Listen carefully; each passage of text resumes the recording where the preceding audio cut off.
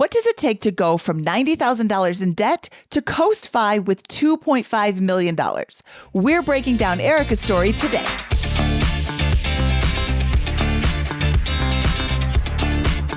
Hello, and welcome to the BiggerPockets Money podcast. My name is Mindy Jensen, and with me as always is my budgeting pro co-host, Scott Trench. Thanks, Mindy. Great to be here. And today we're going to talk about a wonderful financial model in Ericka and her fantastic journey. We're so excited to welcome Ericka Young, a financial coach who's experienced financial rock bottom so that you don't have to. We're going to break down her journey from $90,000 in debt to $2.5 million in net worth and coast fi, and discuss some of the options that she's considering with her own personal portfolio, including whether to pay down her mortgage, buy a rental, or pursue other investment alternatives like building a cash position. Welcome, Ericka, to BiggerPockets Money. Thanks for having me. I'm glad to be here. Awesome. Well, let's kick things off and start with this debt background. How did you rack up $90,000 in debt, and what did that feel like? Yeah, honestly, I was pursuing the American dream. I think it's really easy to go in debt. It's just hard to get out.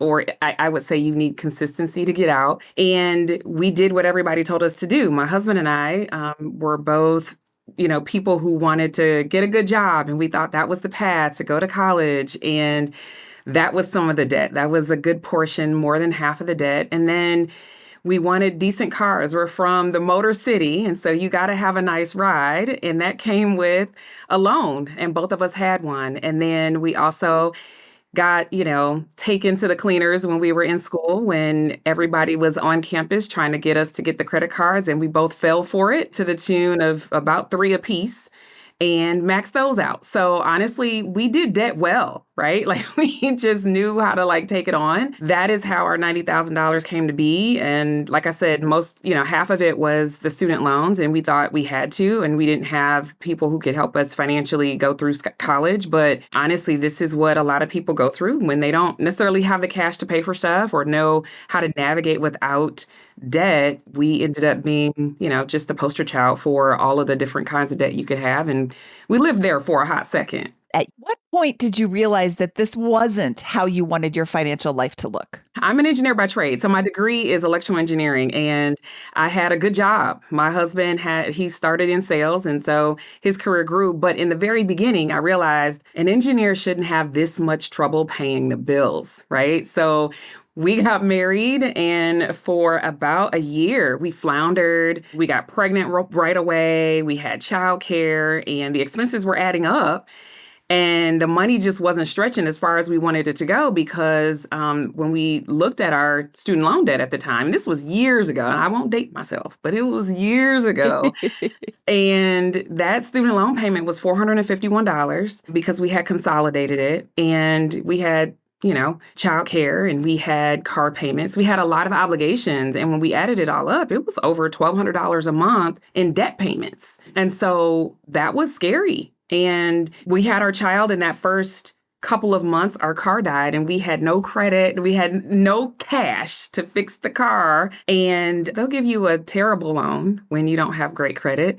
And we did that in order to get another car. So that was kind of our rock bottom moment when we realized we didn't have $1,500 to fix the car, but we could go get a loan for another 20 grand. That was pretty crazy. What happens next? What this wake-up call happens? How do you begin resolving the situation? Honestly, we found Uncle Dave.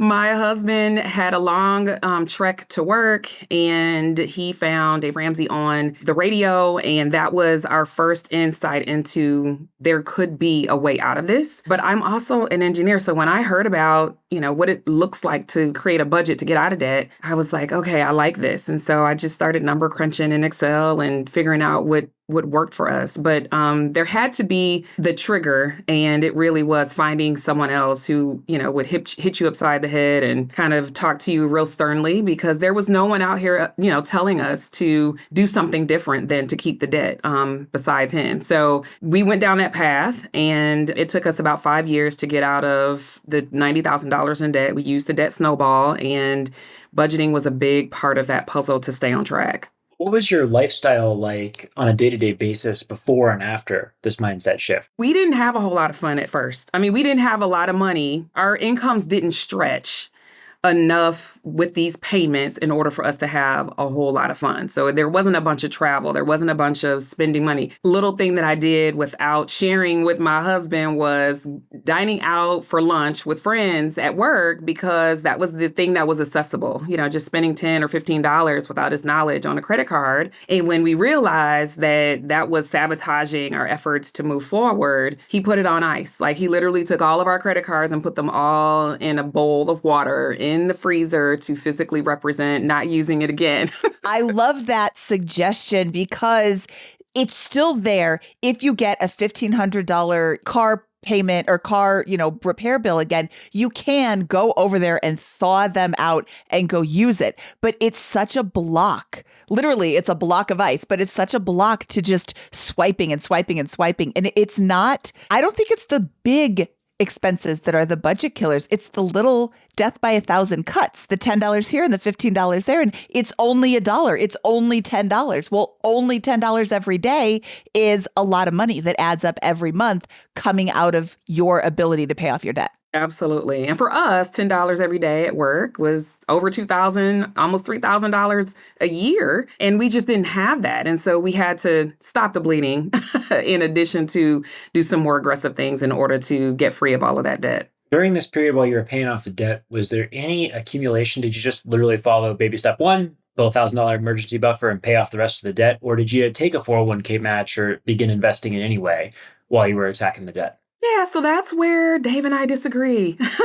We always got our free money. We definitely always got our free money because we could afford to do so. I mean, if we were in such dire straits that we couldn't afford to do that, maybe we would have said no. But no, we wanted that free money. We were young. And, with time on our side, that stuff can grow. And that's 100% return in my book. So, yeah, we definitely took that on and didn't touch it. So you took your 401k match and then applied the rest after that to your debt. Absolutely. Yep. I think Dave Ramsey sometimes gets a bad rap, especially because of these baby steps, because so many people think, well, baby step one is great. If you've got no emergency fund, then yeah, save up $1,000 for an emergency fund.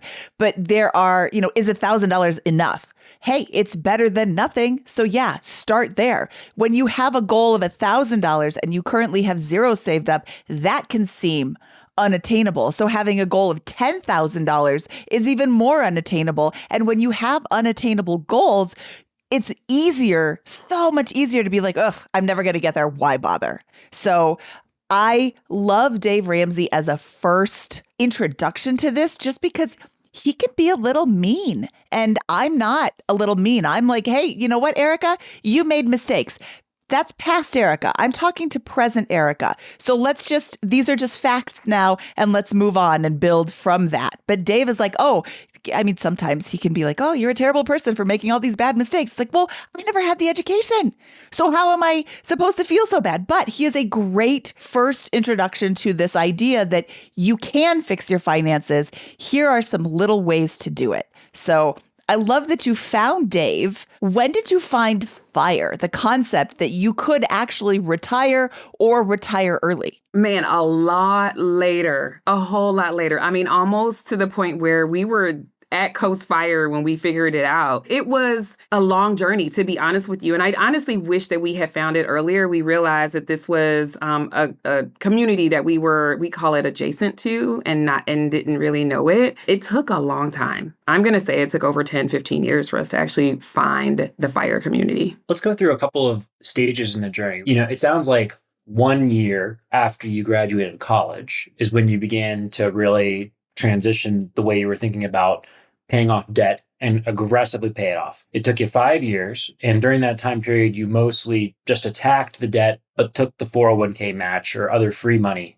at work. When you paid off the debt 5 years into your journey, what was your net worth at the time? Was it a few $1,000s, tens of thousands of bucks? What did things look like? Yeah, it was just a few 10,000s of dollars. I mean, it wasn't a whole lot to speak of, but we were consistent because it was around 5 or 6 years where we were taking the minimal amount to get the match. We didn't make aggressive progress with our financial future until there was the point when our kids didn't need the child care and the business financial coaching business was actually born and we were making some money. And so it took a few years, honestly, after that to actually get a little bit more aggressive. So we weren't doing more than that minimum for a few years. And then when we really started to get aggressive, we just would add every single year, every single time we would increase our income over time until we could max out all of our pre-tax retirement dollars. And that took a little time.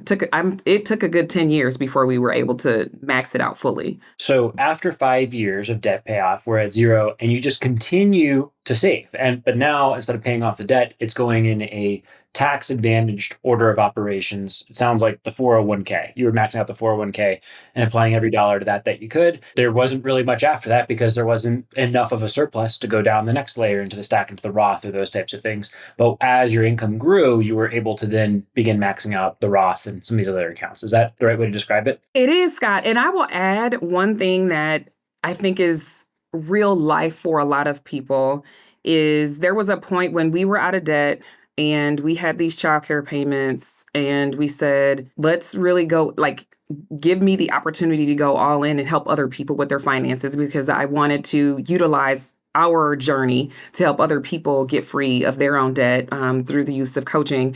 And so I left my job. So, I did coaching on the side. I moonlight nights and weekends. And then after a year of doing that, I was like, okay, engineering is not suited, honestly, to my personality. Enjoy the creation and the statistics and that kind of thing. But some of that was just not something I could see myself doing long term. And I really wanted to be people facing versus computer facing. And so I left my job. So that was an income dip. And that was part of the shift as well is, this is why for a while we were just doing kind of the minimum into our retirement accounts because we needed to regrow income in a new space. And that took a little bit of the time into why we weren't necessarily growing our investment portfolio. Got it. And before you switched full time to this entrepreneurial pursuit, did you build up a cash position outside of the retirement accounts for a time? We did, yeah, but it wasn't big enough. Like I tell people all the time, I wish we had 12 months of expenses. We had just over 3 months of expenses. We were just out here thinking this would be enough. And thankfully, nothing traumatic happened. And it took about 2 years in order to really grow the business into some income that we could see at home. But yes, we did have an emergency fund. We didn't necessarily have to use it, thankfully. But I think that that's a smart thing to call into this conversation because you don't want to leave without any money. Yeah, 3 months is actually on the lower side from other entrepreneurs that we have talked to. We've heard, 12 months, we've heard 18 months from one particular entrepreneur, which I thought was a little much. When you left your job, did you do the math and make sure that you could live just off of your husband's salary while you were building your new business? I will tell you, I was the budget queen when I figured out how to create a budget. So we made these dollars stretch and work. And honestly, I will say that once a year, we still would drive. We lived in Arizona at the time and we could drive to Disney and stay in a hotel for a couple of days or go to San Diego or be with family on a vacation. So we didn't deprive ourselves of those types of things. Again, it was just once, maybe twice a year, and we used cash. So we didn't say no to everything. But when we were at Disney, we didn't eat their food. We had our little sandwiches and our little thing that we got from the grocery store in the car. And then we went back into Disney to have our little fun. We just had to do it differently in order to still enjoy ourselves and not spend a ton of money doing so. I love that you incorporated fun into your journey because I didn't. And my journey, I bet, was a lot different than yours. There were lots of times when we weren't having any fun and we didn't live close enough to drive to Disney, but we didn't go to Disney and we didn't do all of these fun things. We put our nose to the grindstone and we just kept going. I think it's just so important to incorporate enjoyment into your life so that you can then continue on the path.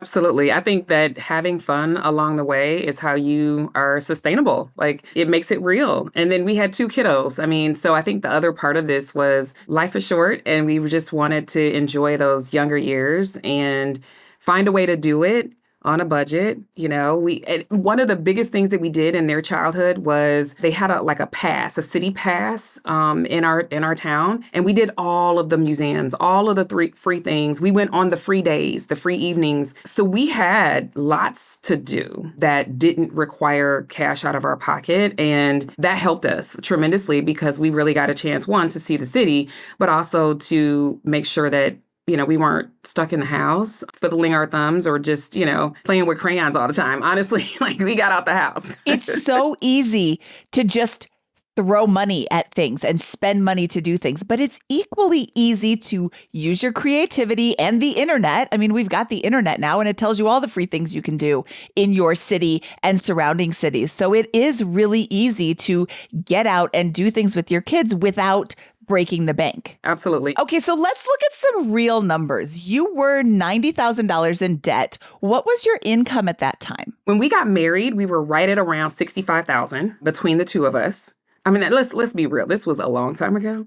And then it grew a little bit. So when the both of us, after around 6 or 7 years, we were right at around 100 because my husband was in sales and basically half of his income was from commission dollars. And then he found another job where it was just a bit more stable than that. And so that's when we were able to say, all right, Ericka, we can let that income go for a while until we build up this business. And so frankly, for a while, we just hovered right beneath $100,000 for a while until the business started to grow. But we started at like 65. We had more debt than we had income. It was scary, especially with 2 kids. Yeah. And I think it's really important to note that this was several years ago. When you said 65,000, I was like, wait, you're a double E. What do you mean 65,000?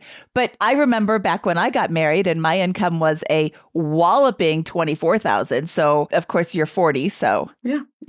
Who's 40? You're 40. Me? In my mind, you're 40. Oh, you know what? I'll take it. Just looking at these two numbers, you were $90,000 in debt and you were making 65,000. If you could live totally for free, which you cannot, it would take you a year and a half to pay that off. Yeah, for sure. So paying that off in 5 years, that's awesome. What were your expenses when you were making the 65,000? Were you spending all 65,000 of it? Well, okay, so let's be very clear. We were givers. So we definitely were people who prioritized giving. We were people who, when I learned how to get the budget down, we were spending quite a bit of money on paying down the debt, but we did live on the rest. I mean, there was about 3% going into our retirement accounts. And so we lived on a good 70% of that income. And at the time, we had no choice. That was what it was requiring in order for us to live as a family of 2, then 3, and then eventually 4 within those first 4 years. Okay, let's talk about your Coast-Fi numbers. Mm-hmm. Mm-hmm. Have you used the Pioneer's Coast-Fi calculator? Woohoo, yes. So we realized that we were at Coast-Fi a few years back, and we were like, yes. So we hadn't calculated until we were right about there. And it took us about 2 years to kind of complete the number, but we were excited about that. So so our Coast-Fi was about 1.5. And so we're still going strong, and it's been a couple of years. So that number has increased. And that's only for our retirement assets. It doesn't include our home. Okay, so your Coast-Fi number that's your Fi number that you will have at age 65? Well, this was what we needed to hit so that we were there. So we needed to hit the 1.5 in order to hit our number when we're that age. And frankly, we don't want to wait till 65. My husband is dead set on it being 59 and a half. So we'll see.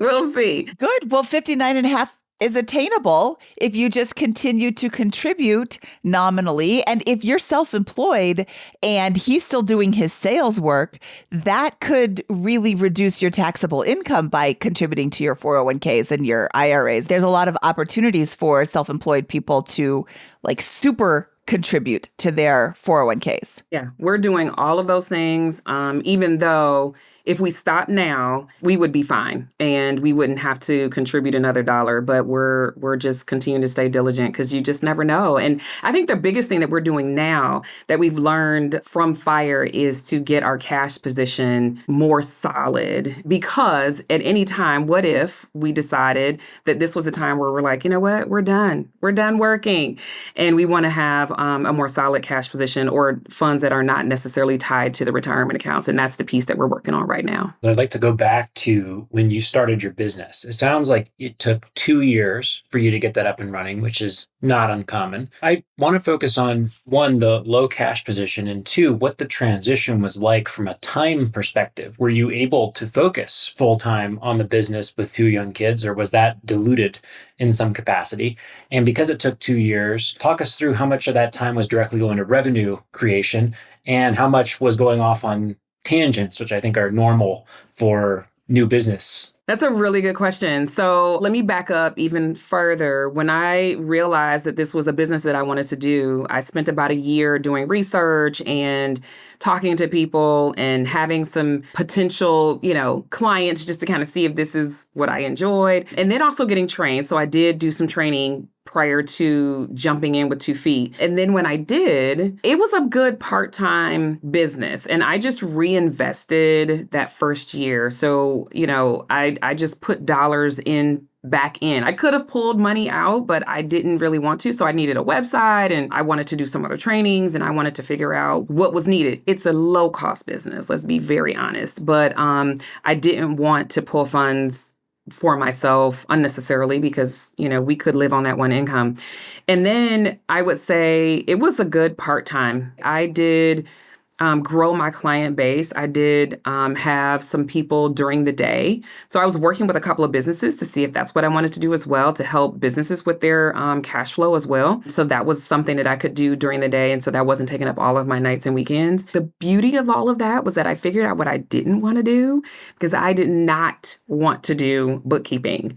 And I think I had to do some of that because, of course, that for businesses can go hand in hand with their cash flow planning and forecasting and things like that. And it took not too much time for me to realize that's not what I wanted to do. And so I just had to double down on the business. One of the biggest things that I did that helped me to grow, this was back in the day when snail mail was fun.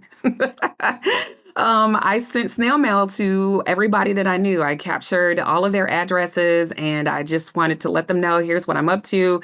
If you or anyone could utilize the help of a financial coach, send them my way. And that was a big way. I mean, I sent it and I tracked who these people were and their referrals and all of that good stuff. And it was awesome because that really helped me. And today I would tell someone, definitely text, email, send the snail mail, continue to, do more than what I did. I did the letter, and that helped me get off the ground for sure. But I would do a little bit more because we have more at our disposal as well. But that helped. And then I said, okay, after a couple of years, I've been in this work and I started just reaching out to partners, financial advisors, even, tax people, and just seeing, how can we partner so that you, one, know that who I am and that you can refer folks my way. And that was a little bit of a boost as well to getting into the full-time space. So what is a financial coach exactly, and how does it differ from a CFP? The way that I define financial coaching is a person who is helping sometimes with the mental and emotional and the communication around money. So sometimes it doesn't actually have to do with the numbers themselves, but specifically when it does have to do with the numbers, it's the basics in personal finance, the foundations, the budgeting, the cash flow planning, the reality check of what you're spending. If we're talking about the baby steps, getting you through baby step 3. So making sure that you are out of debt and that you have an emergency fund. My goal is to hand off a good client to someone who is a financial advisor or planner so that they actually know how to take their next steps should they choose to go that route, or, if they want to look to do that on their own. But they are at a point where they can invest a bit more aggressively because they don't have debt in the way. Given this awesome career and business that you built, what do you personally invest in, and what does that portfolio look like these days? Oh my gosh, I am a very lazy investor. Let's be very clear. 40 rental properties, right? You know what? You know what's so funny? We did have a rental property, but I honestly feel like we did it backwards. I do definitely feel like we did it backwards. We got taken in the shorts a little bit on that one and didn't return. So we are mutual fund, easy peasy, let it grow. And we do work with an advisor. We're index investing. I mean, it's just simple buying and holding. Don't touch it. Leave it and forget it. There you go. I love that answer because so many people make it so complicated. It doesn't have to be complicated. You don't have to be in all the things. You don't have to. I'm going to throw crypto under the bus again. If you don't understand crypto or don't want to be in crypto, you don't have to. If you want to be a lazy investor, and I'm using air quotes because I don't believe that's lazy at all. I believe that's smart. Your investing should not be exciting because exciting means risk. Exciting means my portfolio is up $100,000 today. And then tomorrow, my portfolio is down $150,000 today. Like those highs are great, but those lows are really, really, really hurtful, especially if you don't have the risk tolerance to ride the roller coaster. So lazy investing for the win. Yeah, I'll take it. And I'll say maybe we can alter it and say it's a little boring over here. Like that. There we go. There we go. We're going to do a rebrand. It's a boring way to invest. It is. It's not sexy. But it works. It works. I mean, and I'm going to be very frank because y'all do numbers on this show. I know you do. And so like the first million is hard. Like I feel like it took us a long time to get there. I remember when we were close and we were like, okay, it's going to be, I don't know, we were thinking another year or two or something like that. Our overall portfolio is 2.5, 500,000 of that is our home. So that second did not take as long as the first at all. Like because we were being way more aggressive. So we're more aggressive with how much we put in to our boring investments that buy and hold so that we can have it over time. And I think because we're also closer than most might think to making the decision if we want to like step away from working, that colors it a little bit different for us too, because, my husband might tell you he's less than 10 years away. And honestly, I'm not working if he ain't working.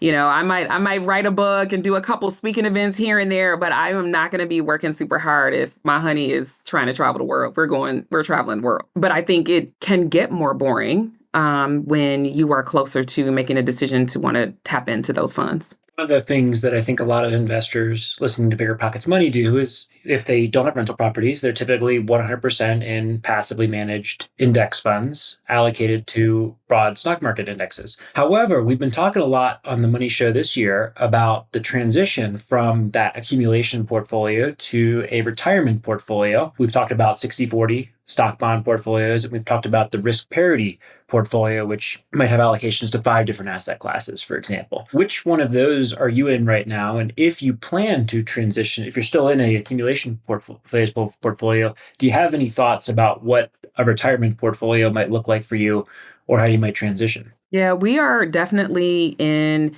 the accumulation. We are still making sure that we have very little bonds, less than 20%, and we do still spread it around the different asset classes. We're pretty balanced, I would say. So it's still over 70% stocks. I think we're going to stay there for a little bit longer. We're playing around. I shouldn't say playing around, but I when we're talking about cash, I don't necessarily mean cash in, say, even a high yield account. We're talking about a brokerage account with, index investing. And so in that regard, we're still in the market, right? So we're not quite getting conservative with our dollars yet, but we do have a mix of mutual funds that we invest in. You mentioned that earlier. Are you building up that a year of cash? Is that what I heard earlier? We're building up to 10% of our portfolio. So it's going to be more than a year of cash. It'll likely be 2. And then last question on the portfolio. Many people, but not all, choose to, or actually, I would say it's a mixed bag, frankly, choose to pay off the home mortgage in anticipation of retirement early or otherwise. What is your plan on the home mortgage fund? It's so funny you asked that question, Scott. We were in this decision this year. Do we pay the mortgage off or do we do a renovation? We have been in our home for 13 years and we had the cash to pay the house off. And we were trying to decide because we had waited for about 3 years almost for these bathroom renovations. It was just the bathrooms and nothing else. And we decided to do the renovation. And so we are within months of paying the house off. And we just, honestly, part of our decision was because we didn't want to have our goods cost more a year from now if we were to wait to do the renovation. And so we said, let's not let the tariffs, catch up to us on this one. Let's get all the stuff and do it now.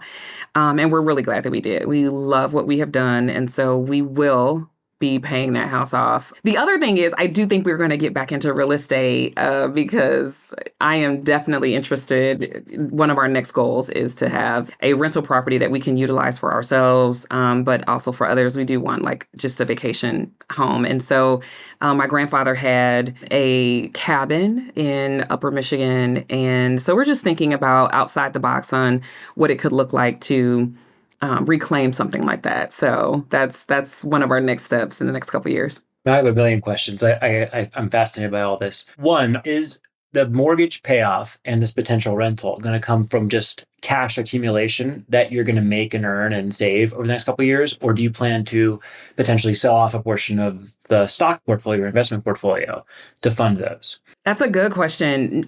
We used cash for the renovation. We're done. We're not planning on doing anything significant in the next coming years. It might just be some carpet, but that won't derail anything. And then for the rental property, no, I don't know. I don't think we're pulling anything out. We are likely going to take on a mortgage, a small mortgage for that. We'll have some cash for a down payment and make sure that we're not taking on any additional fees because we don't want that. But yeah, we're probably going to take on a mortgage for that. And that's where this is when we disagree and we are still working it out. So we haven't made a decision because hubby doesn't want to take on a mortgage and I don't mind. And I want, something nice. So we'll see. We'll see how that turns out.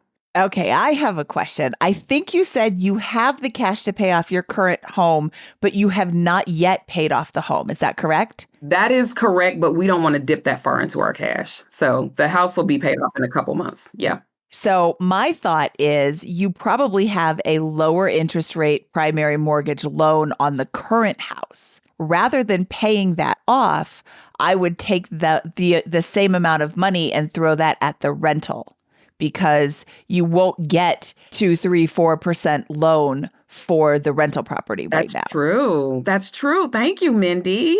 That's a good idea. The rental is going to be tax deductible, and the home interest is often not tax deductible, which is something to work through on those, depending on how you file taxes. That's a good point. I love it. I love it. Yeah. Lots of different ways to look at where your money could be going. I am totally in camp, don't pay off your mortgage. Scott is totally in camp, pay off your mortgage. So both camps are valid. Yeah, I paid off my mortgage, or I bought my house in cash, more specifically, because interest rates were higher at that point in time. But with my rentals, with the low interest rate mortgages, I do not pay those off. Yeah, that's a good point, though, because one thing we hadn't thought about, because it didn't on our mortgage, I mean, yes, it's a lower interest rate right now, but gosh, when I just looked at interest rates recently for someone else, I was like, this is a mess. And you're right, I probably wouldn't want to take that on. So something to think about for sure. So if you've got that money in the account that you haven't thrown at your mortgage yet, maybe, run those numbers and see, okay, I'll continue making my nominal home mortgage payment while I then throw this money at something else. Because it doesn't make sense to throw money at a 3% loan and then take out a 8% loan. You're right. Yeah. Yeah. We're definitely not doing that. Yeah. There's also second home mortgages, and those have a slightly higher interest rate than your primary mortgage, but it's lower than an investment mortgage. So talk to lenders, especially before you find a property. Just talk to lenders and see what options are available for a house like this, because right now, lenders aren't that busy. They got lots of time to talk to you and talk to mortgage brokers, talk to just different options. Credit unions are awesome. I've got a great credit union lender in Colorado, but he's only licensed in Colorado. And I can call him up because I'm a real estate agent. I refer people to him all the time. I can call him up and he'll do this for anybody, but I call him up. I'm like, hey, let's talk about this such thing. He's like, oh, and by the way, did you know about this? Did you know about this? No. Oh, those are new products, or that's a new thing that my company is doing. So there's lots of options available, but you won't know until you ask a lender. And I'm not a lender. I just know enough to be dangerous. I love it. I got a question here, and I don't know how to phrase this, so I'll just ask it fairly directly here. But you're accumulating a lot of cash. So clearly things are going fairly well from the career front and low expenses.